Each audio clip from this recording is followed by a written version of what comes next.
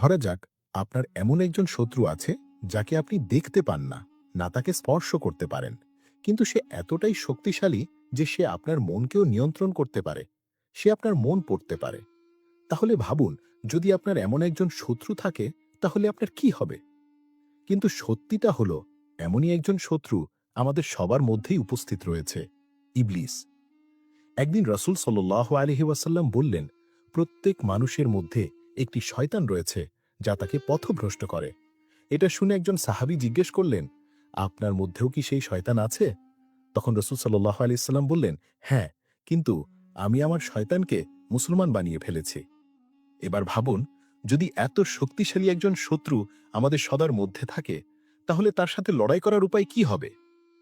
রমজান এমন একটি মাস যেখানে শয়তানকে বন্দী করে রাখা হয়।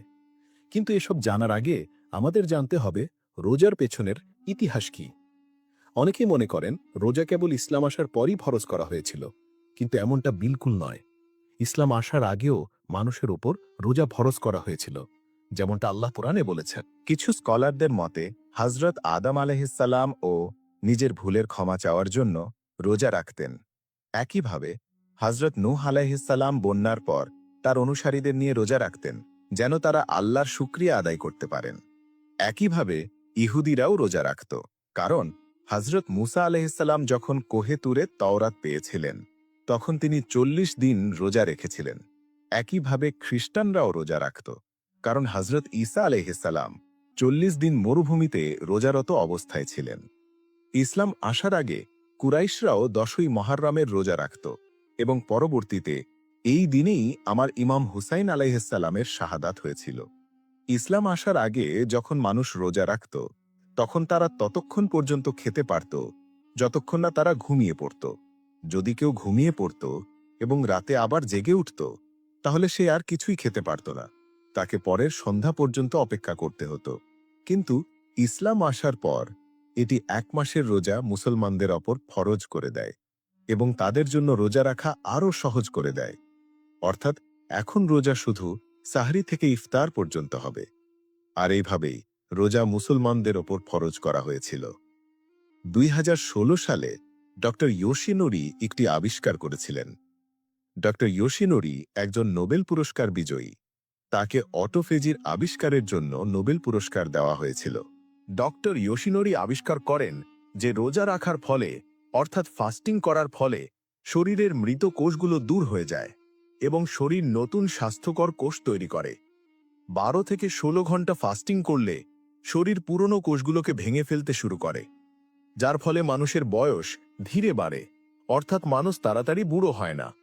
এমনকি মানুষ ক্যান্সার এবং আলঝেইমারের মতো রোগ থেকেও সুরক্ষিত থাকে। মানুষের মেটাবলিজম উন্নত হয় এবং অক্সিডেটিভ স্ট্রেস কমে। ২০১৭ সালে ইঁদুরের ওপর একটি গবেষণা করা হয়েছিল। এতে দেখা যায় যে ইঁদুরগুলো একদিন পরপর কিছু খায়নি তারা বাকি ইঁদুর বেঞ্চে বেশি দিন বেঁচে ছিল এবং তাদের মধ্যে রোগও অনেক কম ছিল। আমাদের শরীরে BDNF নামে একটি প্রোটিন থাকে যা মস্তিষ্কের কোষ বৃদ্ধিতে সাহায্য করে এবং স্মৃতিশক্তি উন্নত করে। কিন্তু ফাস্টিং করলে এই প্রোটিন বৃদ্ধি পায়। এই কারণেই ফাস্টিং করলে মস্তিষ্কের স্টেম সেল সক্রিয় হয়, যা মস্তিষ্কের নার্ভ ড্যামেজ সারাতে সাহায্য করে। ২০১৯ সালে একটি গবেষণা থেকে জানা যায় যে ফাস্টিং করলে শরীরের গ্যাস্ট্রো ইন্টেস্টাইনাল ব্যাকটেরিয়া বৃদ্ধি পায়, অর্থাৎ শরীরে প্রদাহ কমে, যা শরীরকে আঘাত থেকে সেরে উঠতে সাহায্য করে, যেমন IBS, ক্রোনস ডিজিজ এবং লিকি গাট সিন্ড্রোমের মতো রোগ। রোজার আধ্যাত্মিক তাৎপর্য। এসব তো গেল বৈজ্ঞানিক উপকারিতা। আখের এসব ছাড়াও রোজার মধ্যে এমন কি আছে যা মুসলমানদের উপর ফরজ করা হয়েছে?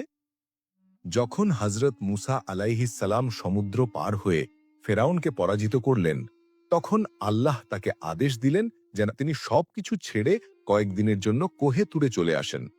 হযরত মূসা আলাইহিসসালাম কোহে তুরে গেলেন এবং সেখানে তিনি ৪০ দিন ও রাত রোজা রেখেছিলেন, অর্থাৎ তিনি একটানা ৪০ দিন রোজারত ছিলেন।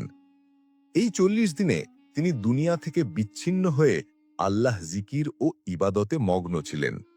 এই ৪০ দিনে হযরত মূসা আলাইহিসসালাম আল্লাহর সাথে কথা বলেছেন এবং কুরআনেও এসেছে যে আল্লাহ হযরত মূসা আলাইহিসসালামের সাথে বিশেষভাবে কথা বলেছেন। এরপর হযরত মূসা আলাইহিসসালামের জ্ঞান বৃদ্ধি পায় এবং এই সময়ে আল্লাহ তার উপর তওরাত নাজিল করেন। এই ৪০ দিন হযরত মূসা আলাইহিসসালামের এক ধরনের ট্রেনিং ছিল।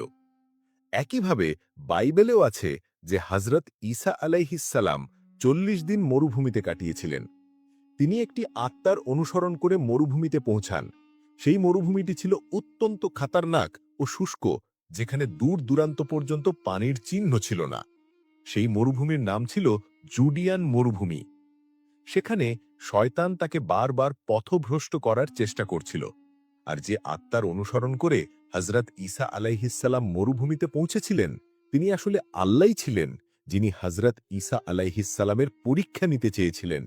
এই সবগুলো ঘটনায় একটি জিনিস কমন: এই সব নবীরাই অনেক দিন ধরে ক্ষুধার্ত ও তৃষ্ণার্ত থেকে আল্লাহর ইবাদত করেছেন, যার পরে তারা একটি বড় মর্যাদা পেয়েছেন। আর এটাই হলো রমজানের মূল থিম। হাদিসে আছে, যখন রমজান আসত তখন রসুল সাল্লাল্লাহু আলাইহি ওয়াসাল্লাম তার ইবাদত দ্বিগুণ করে দিতেন। কারণ এই মাসটি মানুষের ট্রেনিংয়ের জন্য, আল্লাহর নৈকট্য লাভের জন্য। কারণ রমজানে মানুষ আল্লাহর জন্য সবকিছু ছেড়ে দেয় যা তার প্রিয়, এমনকি সে খাওয়া দাওয়াও ছেড়ে দেয় যা তার প্রয়োজন। যখন আপনি সবকিছু খাওয়া দাওয়া ছেড়ে দেন, তখন আপনি ক্ষুধার অনুভূতি পান, আপনি খাবারের সম্মান করেন এবং এতে মানুষের মধ্যে নম্রতা তৈরি হয়। কারণ আপনি রোজার অবস্থায় নিজের নফসের সাথে লড়াই করেন, ঠিক যেমন হযরত ঈসা আলাইহিসসালাম সেই মরুভূমিতে শয়তানের সাথে লড়াই করছিলেন।